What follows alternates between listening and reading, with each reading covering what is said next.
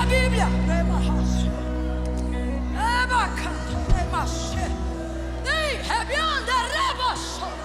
Eu quero que você diga assim comigo: autoridade. Não, falar autoridade desse jeito parece que falou doce.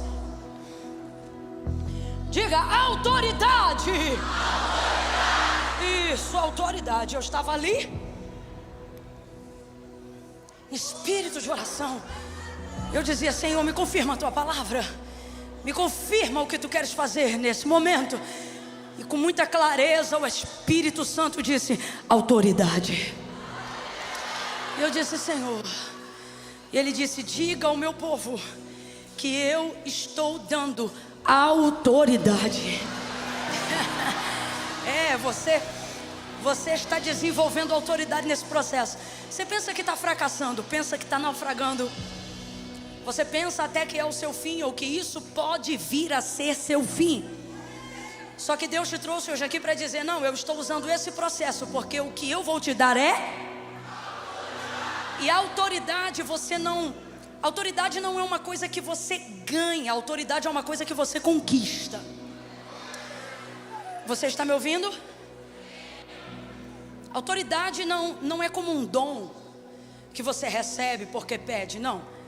Autoridade você não ganha, a autoridade você conquista, você desenvolve. E o que é autoridade? Direito de exercer poder. Isso é autoridade, direito de exercer poder. Não estou exercendo poder porque eu quero, senão isso só faria de mim uma pessoa autoritária. Isso não determinaria a minha autoridade. Não suportamos pessoas autoritárias. Por quê? Porque a vida delas é uma incoerência ao que elas ordenam. E se autoridade é direito de exercer poder, tal autoridade só pode ser adquirida se tal poder for vivido. E esse poder, para ser vivido, ele precisa ser experimentado para ser provado como poder. Eu vou te dar um exemplo. O texto diz que quando Jesus ministrou na sinagoga, criou um alvoroço e todo mundo ouvia ele falar. E então, do lado de fora, os que não tinham ouvido ele ministrar começaram a perguntar como é que era que ele pregava, sobre o que ele falava. Afinal, estava tão cheio e tanta gente o seguindo e o amando e reconhecendo que ele tinha poder, né? Então diga aí, o que é que ele fala? E então aqueles que haviam ouvido Jesus ministrar respondiam dizendo: olha, ele fala o que nós já sabemos. O que significa? Olha, ele não está pregando nada que a gente não conhece, ele está usando o texto sagrado, só que ele fala como quem tem autoridade. Era o que respondia. O que estão querendo dizer então sobre Jesus? Estão dizendo: olha, ele fala palavras que nós já conhecemos, só que quando ele fala a gente se sente diferente, porque a palavra na boca dele é verdade. E por que isso vai acontecer com Jesus? Porque Jesus é o verbo vivo que se fez carne. Então, quando ele dizia, por exemplo, ministrando: em verdade vos digo, isso não é um bordão de pregador, isso não é uma gíria, isso é uma realidade. O que ele estava querendo dizer era: sou a verdade que prego e sou a verdade que ordeno, porque eu e essa palavra somos a mesma pessoa. Então é muita autoridade. Jesus ele não recebeu essa autoridade de graça. Por ser o Filho de Deus, isso não eximiu ele de ter que conquistá-la. Você está me ouvindo bem? Pode continuar de pé, já vou deixar você sentar. Ele não eximiu-se, ele não foi livre, ele também teve que conquistá-la. Se você observar o momento de assunção, ou seja, quando Jesus começa a subir depois do período de 40 dias andando sobre a terra pós-ressurreição, presta atenção, quem está comigo diga amém. Se você observar essa fase do ministério de Jesus, você vai perceber que quando ele está indo, de acordo com o relato do apóstolo, vai dizer o seguinte acerca dele: que à medida que ele ia subindo, por entre as nuvens, despojou principados e potestades. Então, aonde havia um demônio que tinha uma área de autoridade, de legalidade aqui na terra, eles começaram a se subordinar diante de Jesus, dando a ele absolutamente tudo que temporariamente estava sobre o domínio deles. E como que isso acontece? E por que que isso acontece? Por causa da morte de cruz. Lá ele pagou o preço, literalmente, pelos nossos pecados, não com grana, mas com sangue. Naquele momento, depois de 33 anos e meio de vida, sendo sujeito às mesmas paixões que qualquer homem, porque ele estava revestido de corruptibilidade humana, seu sangue puro, imaculado, seu coração inocente, em nada lhe foi achado falta alguma, nunca pecou, o pecado não lhe conheceu, mesmo que ele soubesse o que era. Então tudo isso foi um caminho de conquista, quando ele triunfa no Calvário e ressuscita ao terceiro dia, e foi-lhe dado.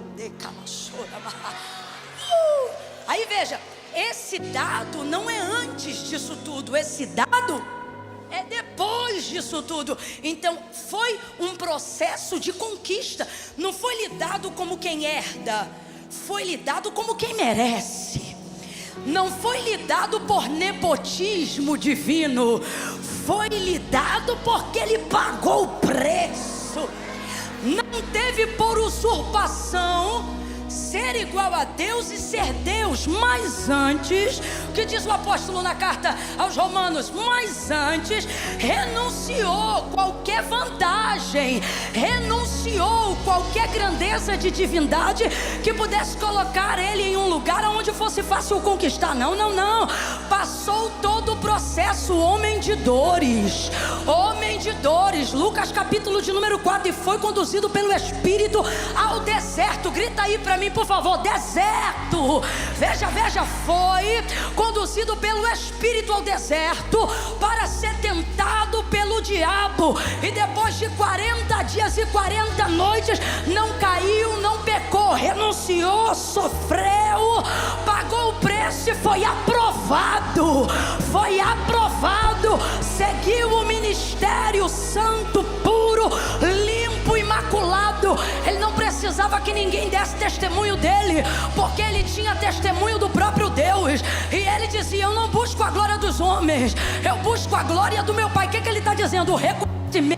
O reconhecimento de Deus para mim. Por quê? Porque o reconhecimento dos homens só te dá autoridade diante dos homens, mas o reconhecimento de Deus te dá autoridade sobre tudo que está abaixo do nome do Senhor, e no nome dele você conquista também, você entra também, você é empoderado também, você é cheio de autoridade também. Então eu quero que você coloque isso na sua cabeça: Jesus não foi quem foi, é quem é e para sempre será, porque fez uso do seu direito de hereditariedade de filho. Não, ele renunciou isso para provar para nós que essa unção é legítima, essa autoridade é legítima, e ela pode ser conquistada e deve. Então eu usei o nosso maior exemplo, Jesus Cristo. E aí eu estava ali, o Espírito Santo falou comigo: autoridade. Está vindo uma unção de conquista sobre nós aqui. Por essa palavra eu vou repetir: está vindo uma unção de conquista sobre nós aqui. Como assim, Camila? Ou você vai conquistar, você vai avançar, você vai romper. Ei, eu não organizei essas palavras em ordem para parecer bonitinha, não. Eu estou falando debaixo de uma autoridade profética que nos foi constituída por Deus para esta noite. Então eu vou repetir, não fique apático diante dessa palavra, mas demonstre que ela é para você. Estamos debaixo de uma unção de conquista. Você vai romper, você vai conquistar, você vai tomar posse de territórios físicos e espirituais, porque o Senhor vai te dar autoridade à medida que você avança. Conquiste.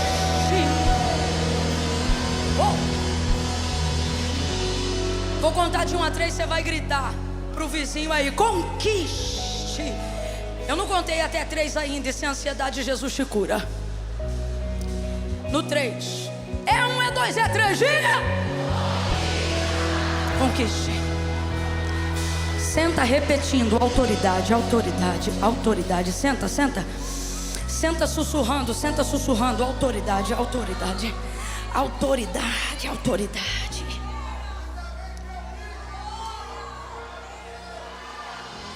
Autoridade. Então o que é autoridade? Autoridade é direito de exercer poder. Direito adquirido por conquista, por processo. E não como se fosse lhe dado como um presente ou como um privilégio que não requer esforço. Quantos estão entendendo o que é autoridade? Quantos estão entendendo que é isso que Deus quer que você tenha? Glória a Deus, autoridade. Eu estava ali, o Espírito Santo falou para mim: autoridade. E em Gênesis 21 eu tenho alguém que é muito bom para nós nos espelharmos hoje aqui, para entendermos o que Deus está nos propondo. E eu quero orar sobre essa palavra ainda esta noite. Gênesis capítulo de número 21, preste atenção. O texto vai falar que chegou o tempo do cumprimento de Sara dar à luz a Isaque, o filho da promessa. Quantos já ouviram falar aqui de Sara, a esposa de Abraão? Pouca gente. Quantos têm preguiça de levantar a mão?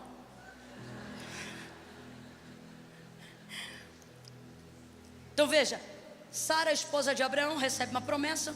Abraão recebeu essa promessa. O filho da promessa se chamava Isaque.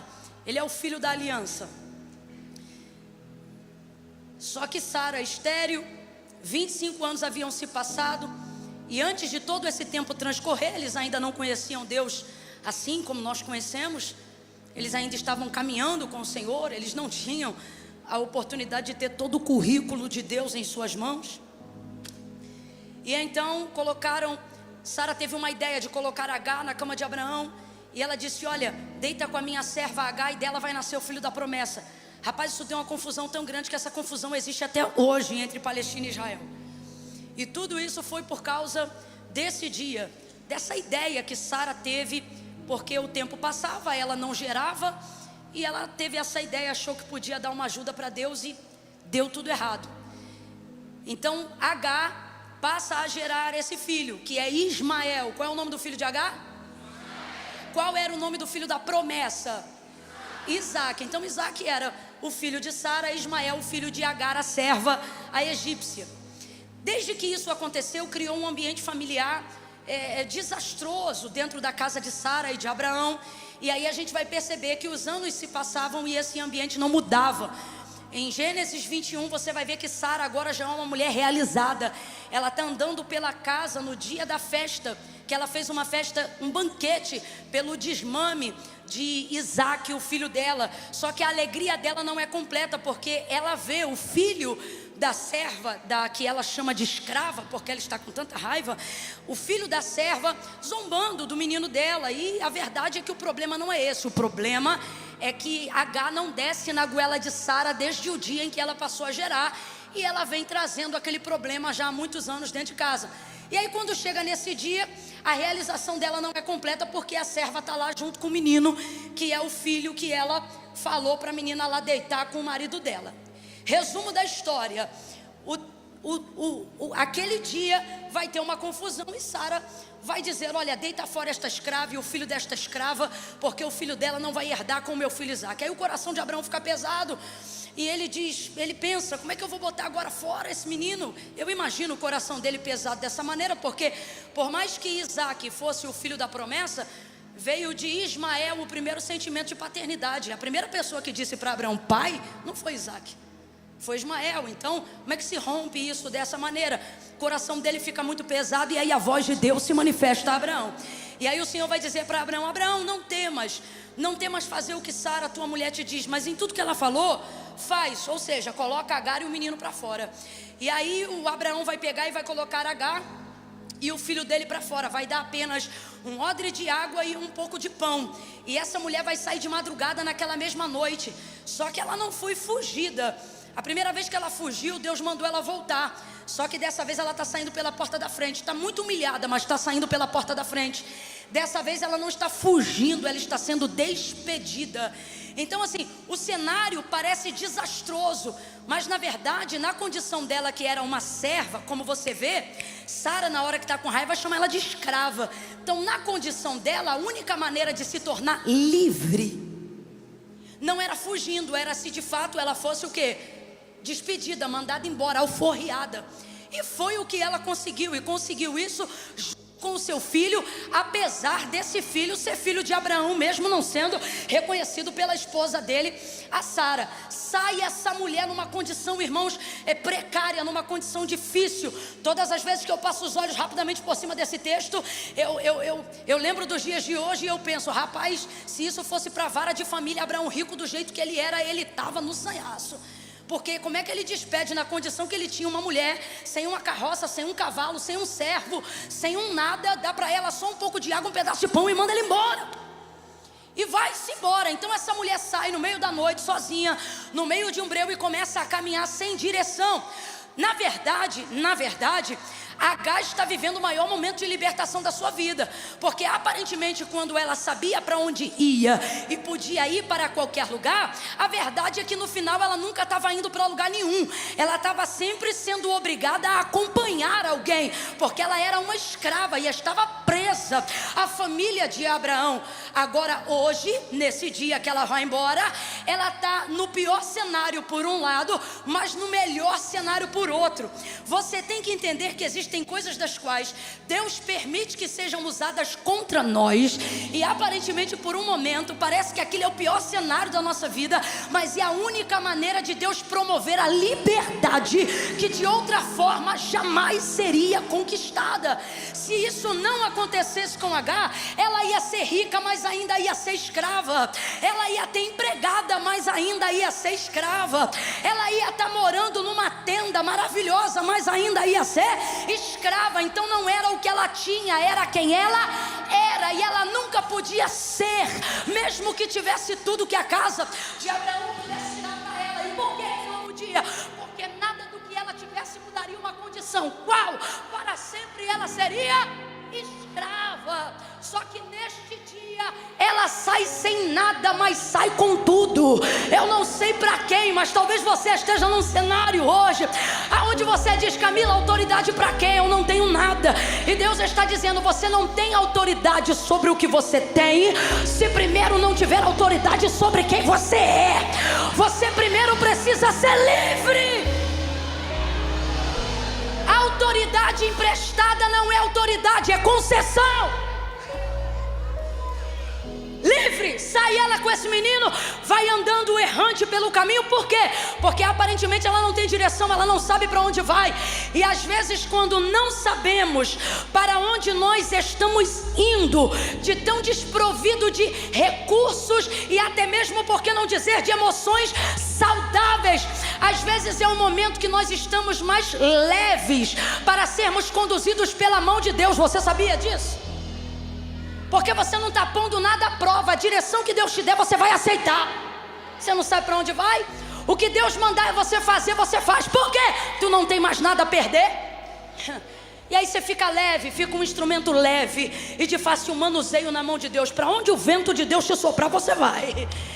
Então H pensa que está perdida. Completa para mim, por favor. H pensa que está completamente, mas não está. Ela está sendo guiada. Porque o Senhor vai dar para Abraão, não deu para ela, mas deu para Abraão uma garantia dizendo: ó, pode mandar ela embora, porque em razão do menino ser tua semente, eu vou cuidar desta serva. E do filho dela. Agora eu te pergunto, ele falou isso com ela? Não, mas falou com Abraão. Então veja, ela está sendo guiada por Deus e não sabe. Ela me faz lembrar agora a arca de Noé, que não tinha, como é que é o nome daquele negócio que o marinheiro usa para virar o timão? A arca de Noé não tinha timão. É interessante porque se você olhar direitinho, como diz missionária Sheila Xavier, a arca de Noé, ela não navegava, não pela mão de Noé, ela tão somente flutuava. Aí eu te pergunto, Noé sabia para onde estava indo, gente? Fala aí com inteligência. Noé sabia para onde estava indo? Dentro de uma arca de madeira que não tem timão, ele sabia para onde ele estava indo? Não, mas diga para mim, ele repousou direitinho no Monte Ararat, como se fosse estacionado por um carro com baliza e cone. Então diga para mim, mais uma vez eu vou perguntar, ele sabia para onde ele estava indo? Mas ela estava sendo guiada pelo vento de Deus, pelas águas de Deus, pela corrente de Deus o tempo todo. Você se olha agora e você pensa: Camila, minha vida parece sem rumo, minha vida parece sem direção. Só parece, porque nessa noite você está no lugar certo, na hora certa, ouvindo a palavra certa. Então nisto eu vejo que Deus está te guiando. Deus está te guiando. E este caminho que parece perdido, este deserto que parece sem rumo, estas vias por quais você tem passado, vias emocionais que você não tem controle, vias financeiras que você não tem controle, vias familiares que você não tem controle, Deus está dizendo, e não tem mesmo, porque desta vez o mapa não está na tua mão, mas você está na minha. Não, eu vou falar de novo. Deus está dizendo, o mapa não está na tua mão, e quando o mapa não está na tua mão, é porque você está na minha mão, diz o Senhor. Você vai chegar, você vai passar. Vai passar pelo escuro, vai passar pelo medo, vai passar por angústias, tristezas, dores, dissabores. Olha para quem está do teu lado e diz: está passando. Não, olhe para ele, deixa eu explicar melhor. Diga assim: você está passando. Fala, diga: você está passando. Ela vai passando. Pelo que ela vai passando? Irmão, tem coisa que ela vê, tem coisa que ela não vê. Porque a mulher foi despedida de noite no meio da madrugada, ela foi indo e foi passando. E você acha que ela sabe por tudo que ela está passando? Eu tenho certeza que passou bicho do lado dela que ela não viu, passou bicho que ela viu, passou momentos que não passou ninguém. Ixi, tanta coisa deve ter acontecido nesse caminho de peregrinação, aonde só Deus sabe onde ela vai parar. Resultado, o dia amanhece, ela já caminhou muito, está parada agora em um lugar. Ela não sabe que lugar é esse, ela só percebe que é nítido, ela está num deserto. Onde H parou? Bora, onde H parou? Parada nesse deserto agora. O menino começa a chorar, a água do odre acabou. E ela pensa: vou morrer. E o menino não para. Ela olha para o menino e pensa: o menino vai morrer também.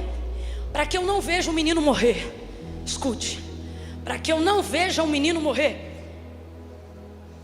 eu vou colocar ele debaixo de um arbusto e vou me distanciar dele, Aí ela pega o menino, coloca ele debaixo de um arbusto, e o menino chorava. O texto diz que o menino... E ela não queria ouvir a voz do menino chorando. Rapaz, se mãe ouve o menino chorar, até quando o menino não chora. Às vezes a mãe está num estado, o menino está no outro. Ela: menino, parece que eu ouvi fulano me chamando, parece que eu ouvi o choro do menino. Então ela teve que manter uma distância considerável, uma distância longa. Diga assim comigo: uma distância longa. Para você não perder, diga: uma distância longa. E aí a palavra de Deus vai utilizar um termo na escrita para aferir distâncias longas. E aí o que H vai colocar, ou o que vai ser colocado no texto sobre o quanto H se distanciou de Ismael, porque ela pensava: eu vou morrer, mas o menino, que é menino, vai morrer primeiro. Então, para que eu não veja o menino morrer, vou me distanciar dele. Aí o texto diz assim, e distanciou-se dele cerca de um tiro de arco. De um tiro de arco. Arco de quê, gente? De flecha. Então é um arco sendo entesado. Puxa, e o mais apertado que você consegue puxar, solta. Basicamente é essa a distância que H toma do menino. Para que eu não veja o menino morrer, coloca ele embaixo e se distancia cerca de um tiro de arco de flecha. Gênesis 21. E aí a gente vê que essa medida para aferir distâncias, ela é rara na Bíblia. Poucas vezes você vai ouvir isso. Você vai ouvir por pelo menos 3 vezes tiro de pedra. E distanciou-se cerca de um tiro de pedra. Vai ver, por exemplo, Jesus fazendo isso para orar com os discípulos. E distanciava-se dele cerca de um tiro de pedra. Um tiro de pedra é uma distância mais curta. Então, o tiro de pedra é a medida utilizada para aferir uma distância, que ainda é distância, mas é uma distância mais... É raro alguém distanciar-se tanto de alguém cerca de um tiro de arco, de flecha. foi a medida da distância que H tomou desse menino. Porque ela pensa, o menino vai morrer. Então, para que eu não veja o menino morrer, para que depois eu também não morra, distanciou-se dele. Eu quero que você guarde isso. Distanciou-se dele quanto? Qual é a medida? Quanto? Pronto. H está nesse momento do deserto pensando, estou desesperada, vou morrer. Só que ela está passando por esse deserto. E quando você está passando, por mais que você esteja passando, o fato de ser um deserto, o fato de carregar consigo aqui atrás uma história de abandono, de rejeição, você desenvolve a certeza de que vai morrer. Só que H não morre nem o menino. Aí o versículo 20 do capítulo 21 vai encerrar esse momento que eu estou pregando para vocês, dizendo assim: olha, Deus estava com o rapaz que cresceu e habitando no deserto. Ele se tornou o que, gente?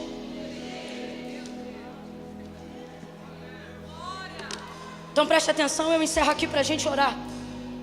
Há uma ânsia no meu coração para orar sobre essa palavra. A medida que ela usou para aferir o que ela jurava que ia ser o quê? A morte. Foi a especialidade.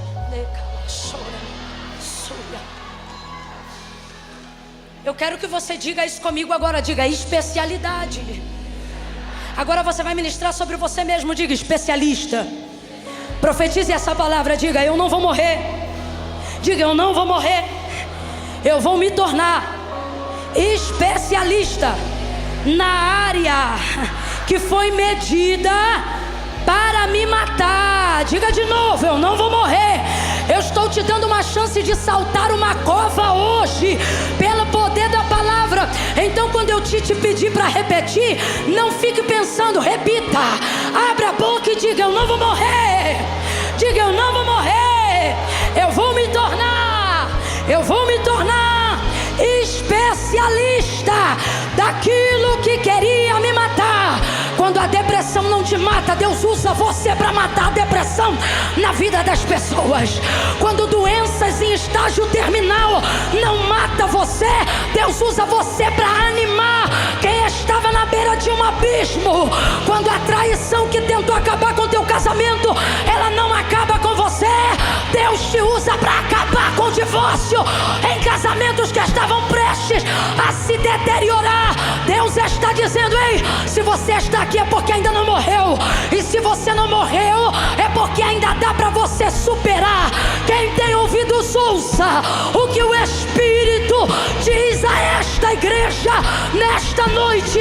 Porque assim diz o Senhor, nada que te matou, nada que tentou te matar, nada disso teve o poder de te parar. E agora você vai dar uma resposta. E qual é a resposta? Tudo que não me mata me fortalece. Agora eu vou superar. Agora eu vou superar. Oracandalaia. Pega na mão desse crente. Não pede licença não. Pega na mão desse crente e diga pra ele, nesse deserto você não morre, você passa e cresce. Você vai superar tudo que veio pra te matar, tudo que veio pra te destruir. Dá um salto dessa cadeira, porque eu vou orar pelos flecheiros do Senhor nessa noite.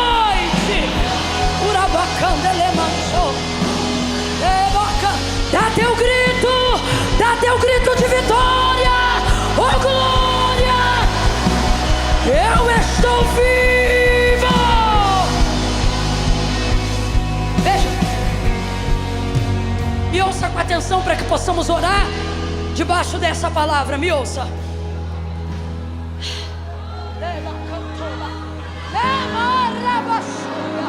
Aleluia, aleluia.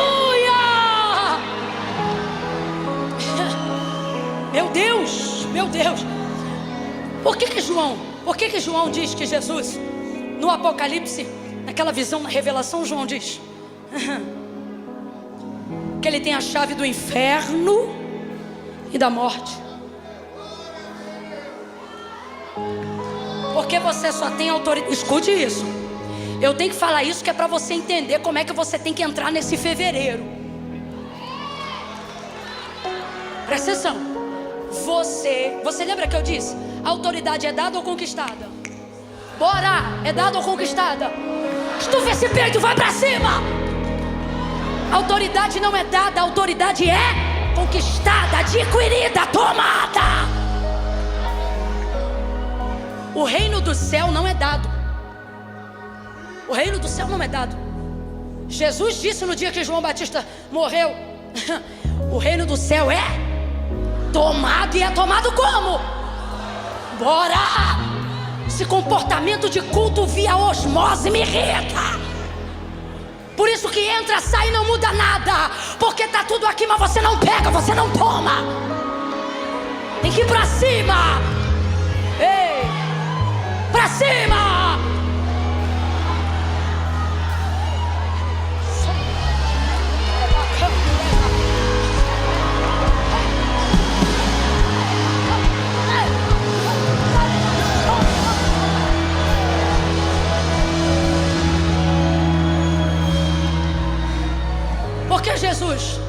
Porque Jesus desdenha da morte, no sentido de para ele quem morre é como quem dorme, porque para ele a morte e o sono é a mesma coisa.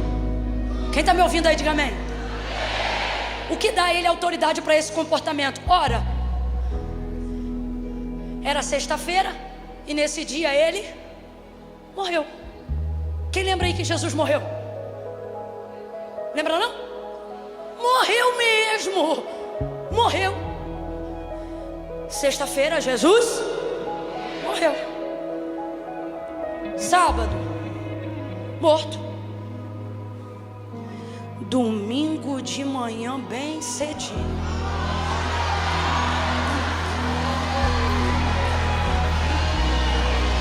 os anjos vão dizer a Maria: porque procura aquele que vive, porque procura aquele que vive, porque procura aquele que vive entre os mortos.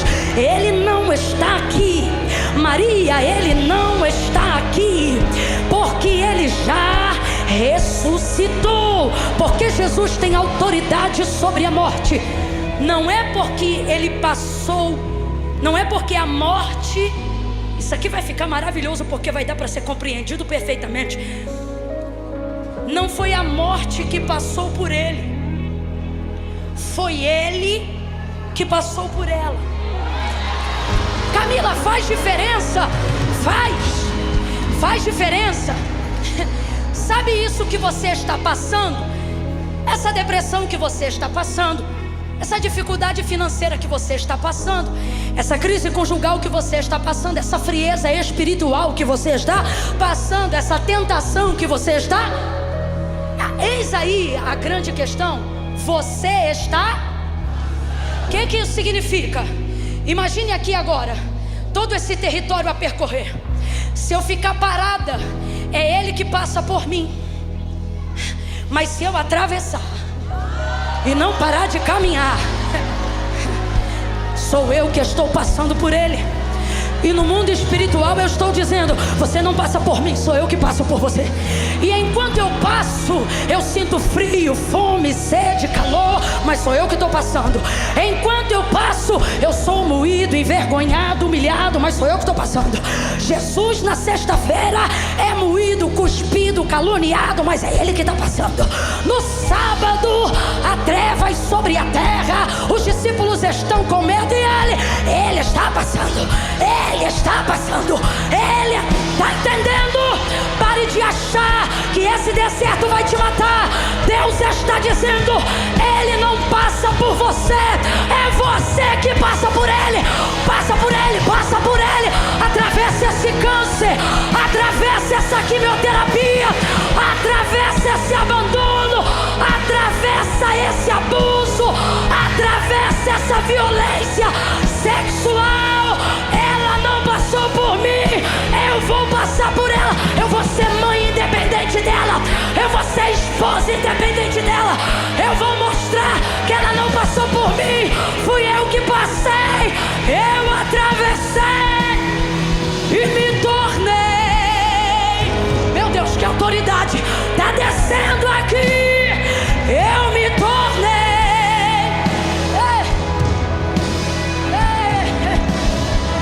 Eu me tornei.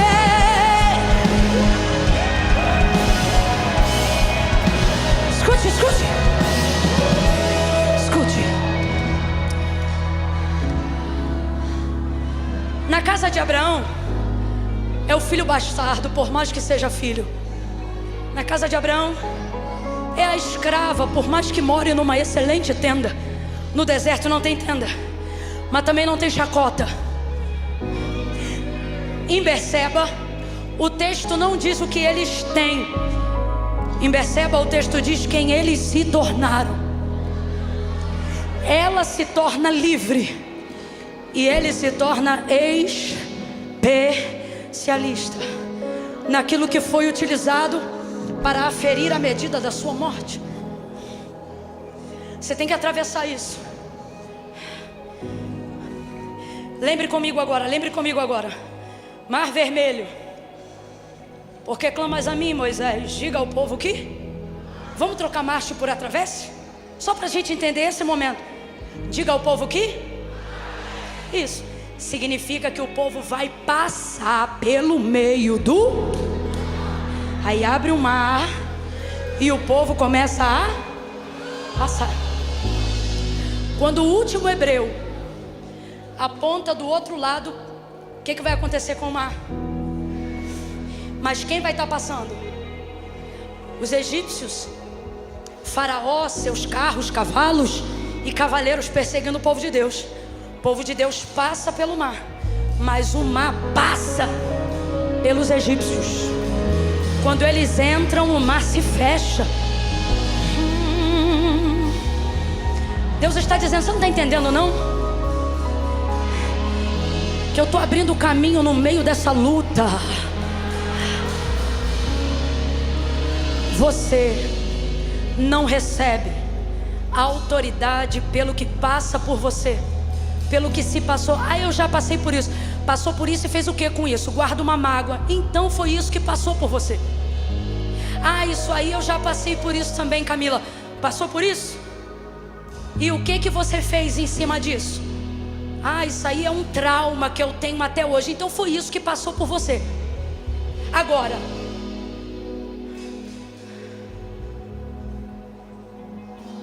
você se tornou uma autoridade nessa área que um dia você foi esmagado.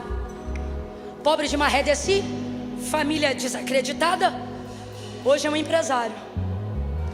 A pobreza não passou por você, foi você que passou pela pobreza. Você se tornou alguma coisa. Família disfuncional, deu tudo errado, mas hoje você construiu a sua. Então não foi a família disfuncional que passou por você, foi você que passou por ela e se tornou alguém de família. Eu quero que você entenda isso. Você tem que sair daqui hoje dizendo: estou passando pelo que eu estou passando. Não é para eu morrer, é para eu ter autoridade. Porque quando eu falar disso aqui, vai ter manifestação de poder. Porque eu não estou falando do que eu ouvi, eu estou falando do que eu venci.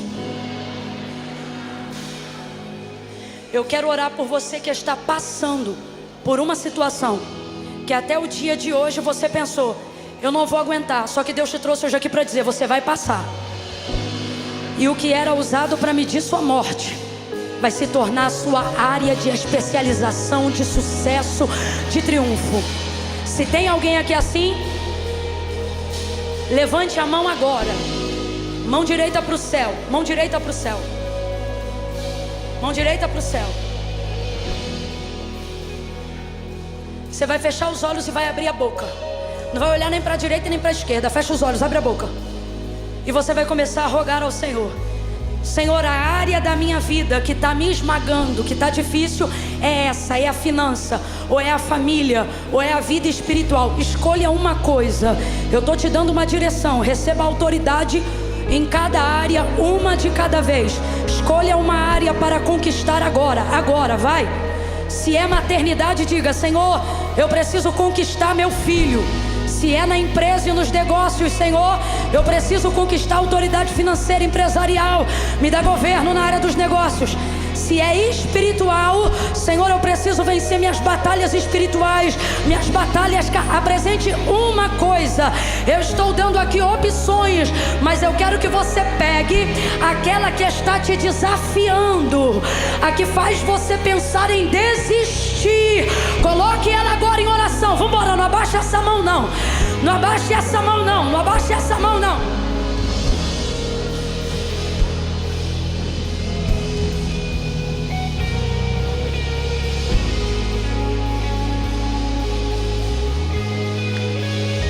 Levante a mão. Eu vou fazer guerra agora. Eu vou fazer guerra agora. Eu não tenho autoridade em todas as áreas, mas eu tenho em algumas delas. E se tem uma coisa que Deus me deu autoridade, é para vencer algumas batalhas espirituais. Então eu vou pedir algo agora. Você vai tentar manter um nível como esse que você está batendo agora, mas sem prato e mais tambores. Eu vou elevar minha voz, mas você não eleva a bateria. Você vai manter esse nível. Levanta a mão. Ah, Camila, vou ficar sentado aqui recebendo. Desculpa, eu não vim guerrear por você. Eu vou orar agora por aqueles que querem conquistar. Camila, eu não quero que ninguém vá por mim não. Eu só quero que Deus me capacite para que eu vá. Eu quero que Deus me dê graça para que eu passe por isso, sem murmurar, sem pecar, sem me desviar. Levante essa mão, apresenta para Ele. Se é finança, se é espiritual, vambora, vai. Coloca aí uma coisa. Se é vício, coloca aí uma coisa. Pai, em nome de Jesus, eu oro agora, em nome de Jesus. Não é no meu nome, é no teu nome. E em nome de Jesus, aqui ou em casa, aquelas pessoas que se puseram de pé agora mesmo, aquelas que levantaram as mãos agora mesmo, empodera elas de uma unção poderosa para desatar julgos de cadeados e de fortalezas do império da maldade, do alto da cabeça até a planta dos pés, em nome de Jesus, em nome de Jesus. Empodera ele, empodera ela pela força do teu Espírito Santo, de dentro para fora. Eu não sei qual é o deserto, se é financeiro, se é espiritual, se é familiar, se é emocional, mas cuida dele como tu cuidou de Agar, cuida dele como tu cuidou de Ismael, e faça ele neste tempo, neste ano ainda, se tornar a autoridade nessa área que quis humilhá-lo, a autoridade nessa área que quis deprimi-la, a autoridade nessa área que quis destruí-lo. O sangue de Jesus tem poder, dá autoridade ao teu povo, unção de conquista ao teu povo, para que demônios sejam repreendidos, enfermidades sejam repreendidas, curas sejam liberadas e um renovo. Um renovo.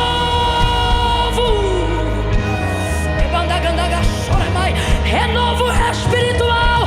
Faz o teu povo nessa noite, ainda antes do culto acabar, ter uma posição de soldado, de valente, de guerreiro, de flecheiro.